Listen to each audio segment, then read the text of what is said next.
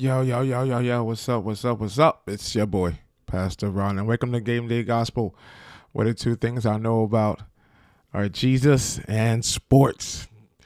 Welcome to Football Monday, the day after Week 10. There's one more game this evening with the Broncos and the Colts playing. No one cares about that game, bro. No one cares about the Broncos. I don't understand. I mean, Monday Night Football is a little different. I just don't understand how the Broncos are still on primetime TV. They should be flexed out as often as possible.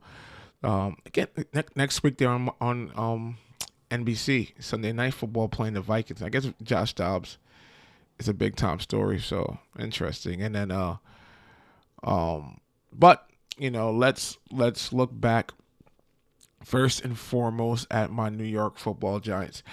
I'm sitting here, guys, and I'm really watching some games yesterday. I got out of church early at a decent time. Had to preach last night. So in between that, waiting for the fast to break, I watched a couple of games. I watched the Texans and the Bengals. I watched the Browns and the Ravens, Detroit and the Chargers. By the way, this NFL Sunday ticket thing is sick, bro. I was able to watch two games at once. It was crazy. It was crazy. But I was watching games and watching teams. And I watched the Giants and the Cowboys. Well, the Giants had no chance. It's disgusting how bad that was yesterday. It was disgusting how this team played yesterday. Where I was watching this game, it's like the Giants have no chance to win. They are unwatchable once again. For like the sixth straight season, the Giants are horrible. Not even like last year. I'm sorry, last year was a year. I'm not trying to be a Monday evening quarterback. When I look back at the year last year, if you looked at the charts, I did not believe in the Giants because I realized the QB was trash. Secondly, they were beating a lot of bad teams, and they were in a lot of not just bad teams, but they were playing a lot of close games against bad teams, like one score games, and they weren't dominating. There was not no growth. It was just they took advantage of a bad schedule. So I didn't really believe that last year was a realistic picture of who the Giants were. I did watch the playoff game. Was happy to get the playoff game, and then we got smacked by the Eagles, which I'm still scarred from. But as I'm watching the team, watching what's going on with the squad, the fighting, the overall play, the Giants are borderline the worst team in the NFL. To me, there's two teams. There's two teams who are the bottom two teams, and they're in the same tier of teams. The Giants and the Giants and the Patriots. The Giants and the Patriots are the two worst teams in the NFL. Let me tell you why. The Cardinals didn't have their main QB. The Panthers at least have a young quarterback that they can say, hey, first-year quarterback, rookie, though he doesn't look as if he's any good, but he's actually, there's something. There's Brian Burns. There's a couple of young guys. They have, I think, the right coach and a couple of breaks here and there. They're going to be all right. I really do. I just don't know if Frank Reich is the right guy to coach them. And unfortunately, they don't have their first round pick next year. They traded it to Chicago in the Bryce Young trade, which is crazy. But I think a couple of moves here and there, they're going to be all right. In the Cardinals, they have Kyler Murray back. They have a new coach. It's good to see how that works out. But you have the Giants and the Patriots who are at 2-8. My God, they are too unwatchable. I think do the Giants play the Patriots? Don't tell me. I think the Giants play the Patriots in 2 weeks, bro. That's gonna be a 3-0 game, bro. It's gonna be the lowest rated game in history. No one's watching that game. Oh my God, how the mighty have fallen. Back in the day, we had a Giants Patriots game. all this hype, all this around this, no one is watching that game. I'm not watching a Giants game for the rest of the season. Not doing it. I cannot watch this. And you know what's crazy? There's not much of a difference, in my opinion. There is some, but the quality of play is not that much off than when Daniel Jones and Tyrod Taylor were in the game. It was the same crap and same nonsense yesterday, where it was just run, pass, run, pass, short pass, dink and dump, and 3 and out. And the defense, and I think they're just actually tired. I think they're actually just fatigued. So they're sitting here and they're just constantly getting ran out to the field, and they just get run over. So you sit there and watch this, bro. It is horrible. The things that we are going through and watching with this team, bro. So the reason why the Giants and Patriots are the worst teams, they have no young QB. They have antiquated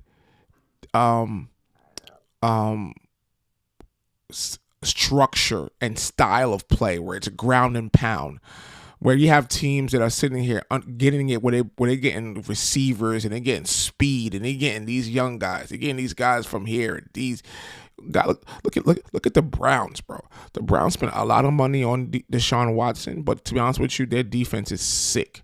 They're getting guys like that. They're not getting it. They're not just still trying to figure out their offensive line play. They're trying to run the ball. No one runs the ball except the Giants and the freaking Patriots. So they sit here and do that, and it's a tough watch. The Giants have no money but void of talent. If you got no money, no cap space, and no talent, you're in trouble. And they're so conservative with what they do that it's become antiquated, and then the league has left them behind. Same thing with the Patriots. This antiquated, let's ground and pound and the clouds of dust. That's not the NFL anymore, dog. Get a black QB. Get a mobile QB. Like, you gotta spice things up, bro. Like this thing with his trying to find the next Tom Brady, the next Eli Manning, bro. This is not it. These guys are not built for this NFL. They get their feelings hurt, bro.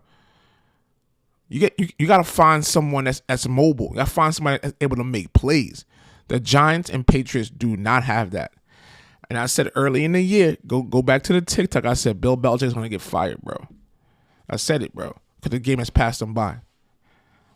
When the man damn want to sit there and put Matt Patricia and Joe Judge as offensive coordinators last year, I knew he lost his damn mind. I knew he should have got fired off of that. Because ever since that, Mac Jones ain't been the same. Mind you, they had that other young boy on the team, Zalati, Zapoli, whatever that guy's name. The backup, he's decent. Let him play. What are we trying to out Mac Jones out here, bro? Homeboy got PTSD. Yeah, but I think the Giants, to me, I think despite that, the Giants are the worst team in the NFL. They are unwatchable. Let me give you a quick stat. So let's plus minus in terms of point differential, right? I'm gonna show you the top 3 or bottom 3 teams. So let me show the top team. The number 1 team in point differential is Baltimore at 100 at plus 113. All right, so it kind of gives you a range as to what we're looking at, right? So we have the third worst is Carolina at a minus 89. The second worst are the Patriots at a minus 97. Guess who's the worst team? The New York Football Giants. The New York Football Giants are currently at a minus 148. Minus 148 in point differential. Nah. Nope. You're not doing it. Danny DeVito, bro. Thanks for playing. Your mom does your bed. Great to know that. I'm not watching this.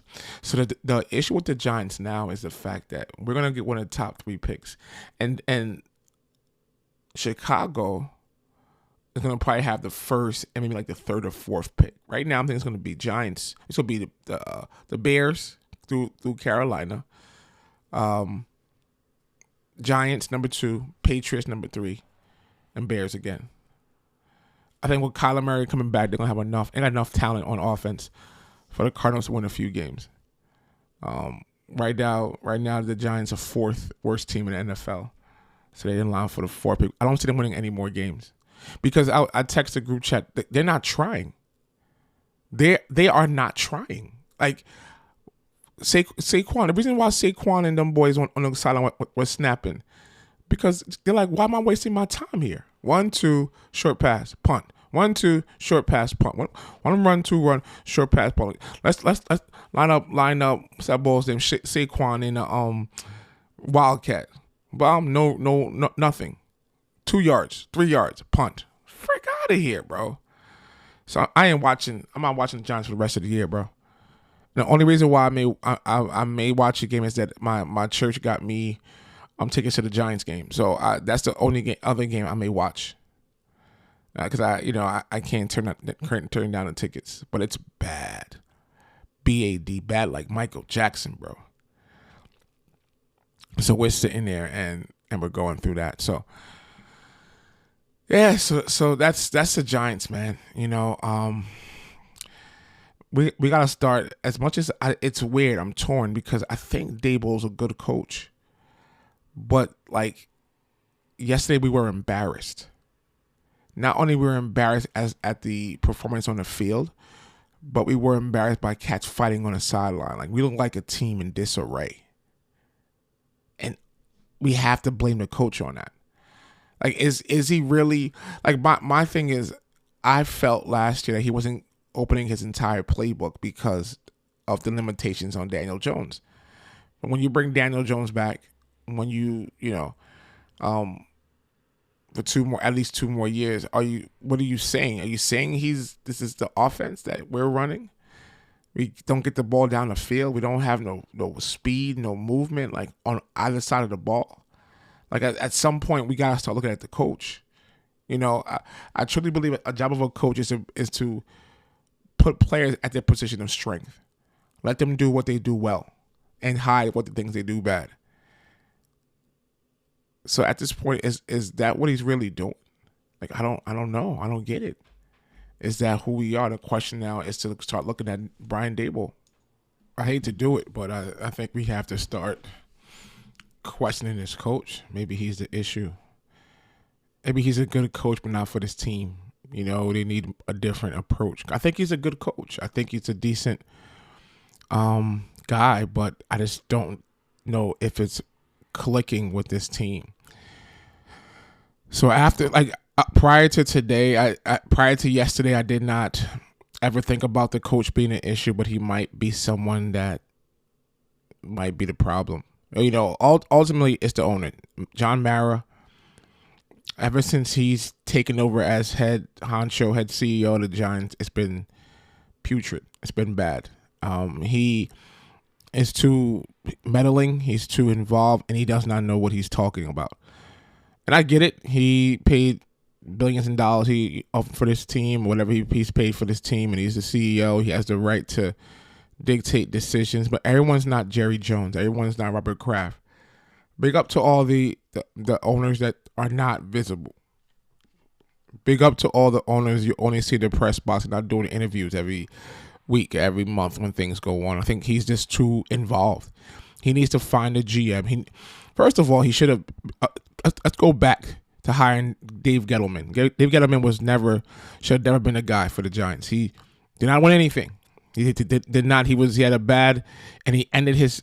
As I recall, not winning anything is not big of a deal, but he should have. But his tenure was not. It didn't end too well. Because what's the problem with these Giant guys and these Patriot guys?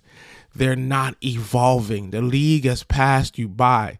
This antiquated way of building a team, of the Patriots way, the Giants way. Same thing's happening to the Steelers, low key.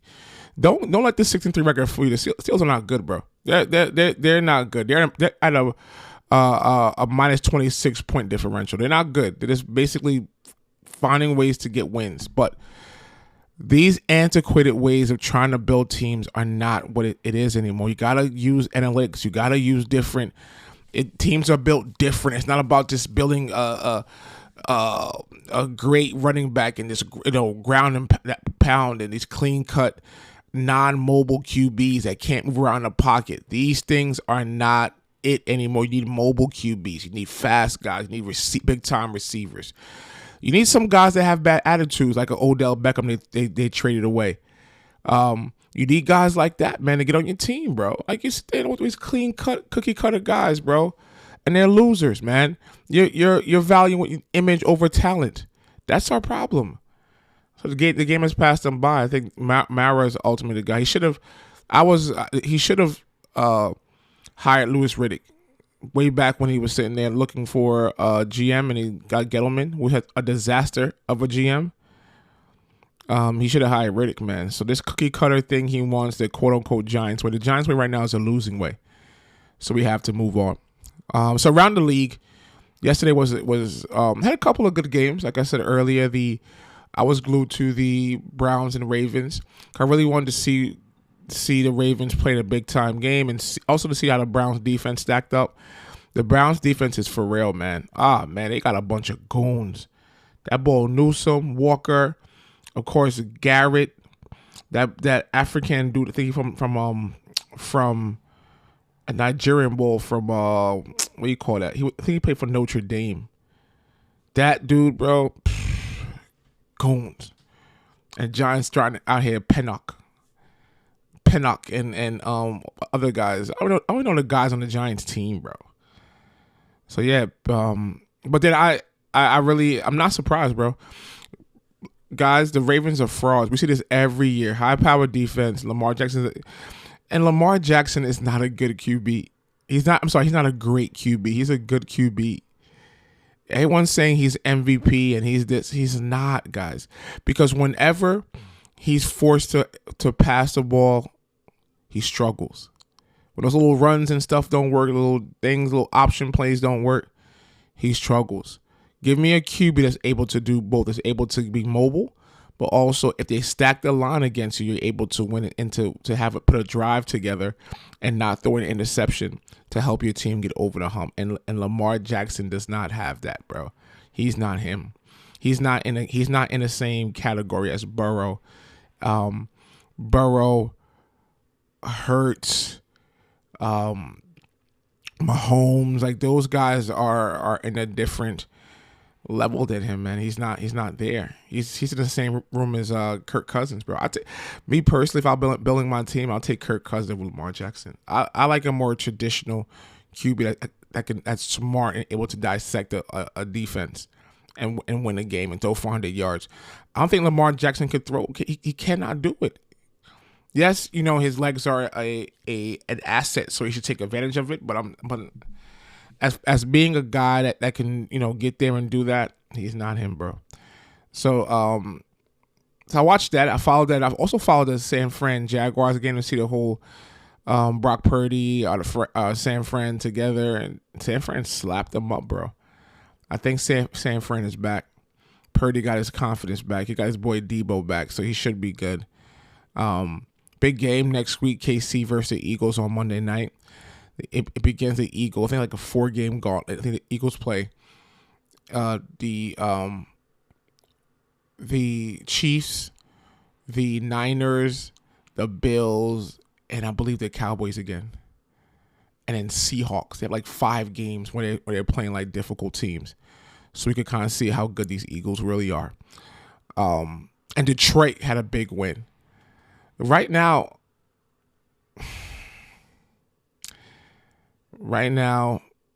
I still have Philly and the Bengals in the Super Bowl, but I can't sleep on Detroit. They're a little bit young.